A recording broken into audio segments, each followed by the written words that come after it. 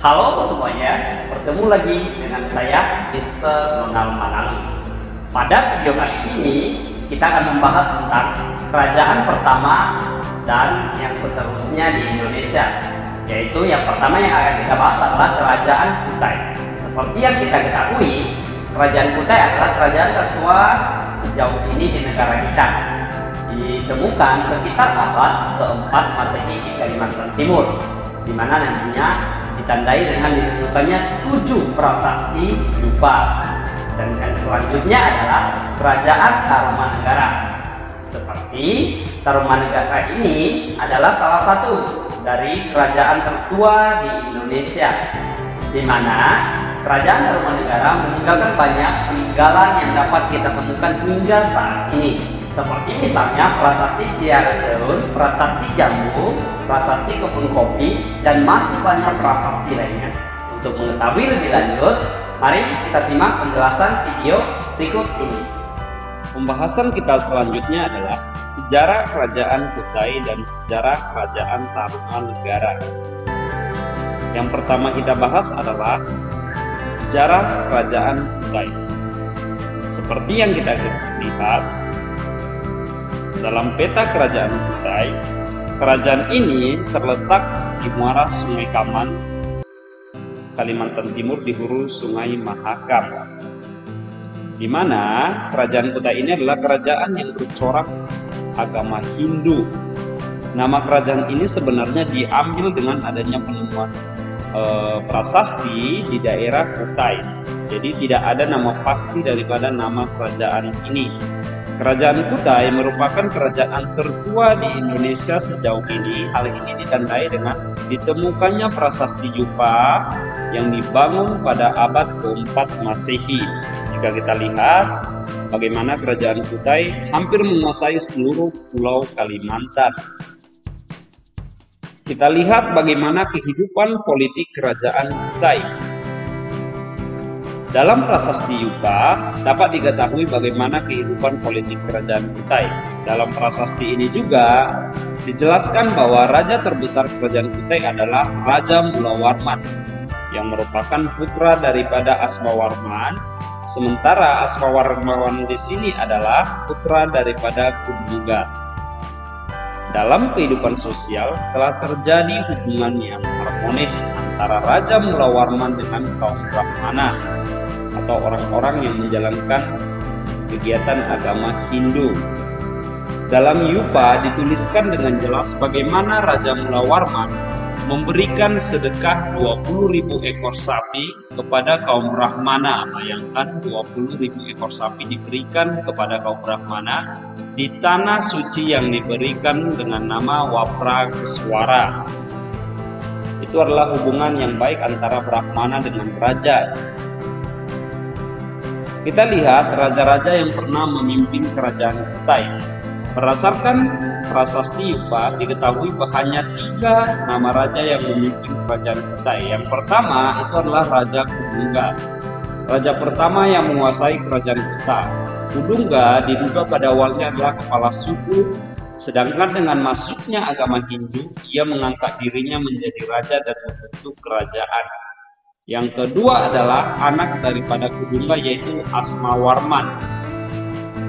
Raja pertama Kerajaan Kutai adalah Asmawarman setelah masuknya corak agama Hindu. Ia merupakan pendiri awal dinasti Kerajaan Kutai hingga diberikan gelar Wangsakerta. Yang ketiga adalah Raja Mulawarman. Raja Mulawarman adalah anak daripada Raja Asmawarman. Mulawarman sendiri adalah raja yang paling besar dalam sejarah Kerajaan Kutai. Sejarah mencatat wilayah kekuasaannya hampir meliputi seluruh Kalimantan dengan keberhasilannya menaklukkan beberapa kerajaan. Kehidupan sosial ekonomi Kerajaan Kutai tidak berjauh berbeda dengan kerajaan-kerajaan lainnya. Masyarakat Kutai sudah terbagi dalam pengkastaan sebagaimana dalam agama Hindu. Di Kutai terdapat golongan Brahmana dan Ksatria. Bidang pertanian merupakan pencaharian utama masyarakat Kutai. Bayangkan letaknya yang berada di tepian Sungai Mahakam sebagai jalur transportasi juga sangat ramai dikunjungi oleh pedagang baik itu dari dalam dan luar negeri. Kehidupan budayanya, karena kerajaan ini merupakan kerajaan bercorak Hindu, kehidupannya di sini cukup maju, dibuktikan dengan adanya kegiatan upacara penghinduan yang disebut dengan Pratyastoma. Bayangkan, ini dikenal dengan upacara-upacara besar dalam agama Hindu. Yang kedua adalah upacara penghinduan telah dikenal sejak pemerintahan Aswawarman. Yang kedua, pembahasan kita adalah kita bahas Kerajaan Tarumanegara. Kerajaan Tarumanegara ini merupakan salah satu kerajaan tertua di Indonesia yang letaknya bisa kita lihat di peta berada di lembah Sungai Citarum, Bogor, Jawa Barat. Kerajaan ini pertama kali dibangun oleh Raja Diraja Guru Jaya Singawarman. Sejarah mencatat kerajaan ini merupakan salah satu kerajaan tertua nantinya dengan Kerajaan Kutai juga, dan diperkirakan berdiri pada abad ke-4 Masehi. Ini meliputi nantinya Pulau Jawa hampir keseluruhan, ya, bisa kita lihat nantinya. Kita lihat yang pertama adalah kehidupan politiknya. Kita lihat raja-raja yang pernah memimpin. Yang pertama adalah Raja Purnawarman. Raja ini sebenarnya bukan raja yang pertama, tapi merupakan raja ketiga yang memiliki kekuasaan yang sangat besar, sangat berpengaruh, dan memiliki banyak kebijakan. Purnawarman dilambangkan sebagai Dewa Wisnu dalam agama Hindu. Bayangkan, disamakan dengan dewa-dewa besar agama Hindu. Berikut adalah nama-nama raja. Ada 12 orang raja yang pernah memimpin dalam Kerajaan Tarumanegara. Dengan rajanya yang pertama itu adalah pendirinya Jaya Singawarman, dan raja terakhir itu adalah Linggawarman. Kita lihat kehidupan sosial dan ekonominya. Tidak jauh berbeda dengan kerajaan lain, Kerajaan Tarumanegara ini mengandalkan bagian daripada sektor pertanian maupun perdagangan. Menurut catatan daripada Fahien, yaitu orang Tiongkok yang pernah berkunjung ke Kerajaan Tarumanegara, kehidupan mereka meliputi pertanian, peternakan, perburuan binatang, dan perdagangan. Bahkan di sini digambarkan jelas ada barang yang diperjualbelikan seperti cula badak, perak, dan kulit penyu. Yang ketiga kita lihat adalah kehidupan budaya. Dengan masuknya agama Hindu tentu mempengaruhi kehidupan di Tarumanegara itu sendiri, sehingga muncullah yang disebut dengan sistem dewa-dewi, bahasa-bahasa waru, sastra, mitologi, dan upacara. Berita mengenai keberadaan Tarumanegara bisa kita dengarkan dari berita-berita luar negeri. Bahkan dalam salah satu buku yang dikarang oleh Fahien pada tahun 414 Masehi yang berjudul Pakauci. Di sana diceritakan dengan jelas bagaimana zaman kerajaan Tarumanegara. Untuk membuktikan adanya kerajaan Tarumanegara, banyak peninggalan yang ditemukan. Salah satunya adalah prasasti. Yang pertama adalah prasasti Ciareteun. Prasasti ini menggunakan huruf Palawa dan bahasa Sanskerta yang terdiri dari 4 baris dan sepasang telapak kaki Raja Purnawarman, raja yang sangat berkuasa.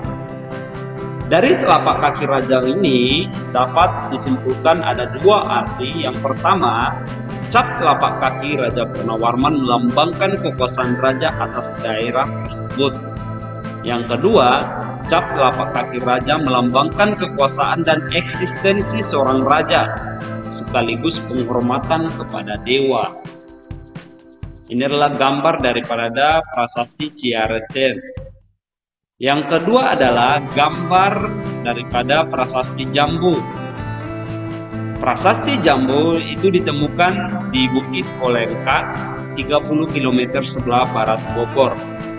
Prasasti ini juga menggunakan huruf Palawa dan bahasa Sanskerta.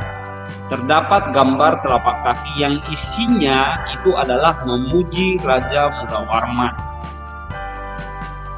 Yang ketiga itu adalah prasasti kebun kopi. Prasasti ini ditemukan di Pasir Gintung, Kecamatan Nanggung, sebelah barat kota Bogor. Prasasti ini menggunakan huruf Palawa dan bahasa Sanskerta serta terdapat sepasang telapak kaki. Prasasti kebun kopi berisikan tentang keberhasilan Raja Mudawarman menaklukkan musuh-musuhnya dan memberikan kesenangan dan perlindungan bagi raja-raja atau daerah yang tunduk kepadanya. Sebenarnya ini masih banyak prasasti-prasasti lain yang ditemukan yang merupakan bagian daripada kerajaan Tarumanegara. Salah satunya adalah ini ada prasasti Muara Ciandan. Yang ini adalah prasasti Pasir Awi. Dan yang ini yang di tengah prasasti Cidangkiang, dan yang di kanan itu adalah prasasti Tugu. Semua prasasti Tugu ini telah disimpan dalam museum-museum sebagai tanda pengingat akan kejayaan di masa lampau, yaitu zaman Tarumanegara. Hal ini juga menjadi tanda fisik adanya kerajaan Tarumanegara. Baiklah, itu dia bagaimana sejarah daripada kerajaan Kutai yang berada di Kalimantan dan kerajaan Tarumanegara yang berada di Pulau Jawa.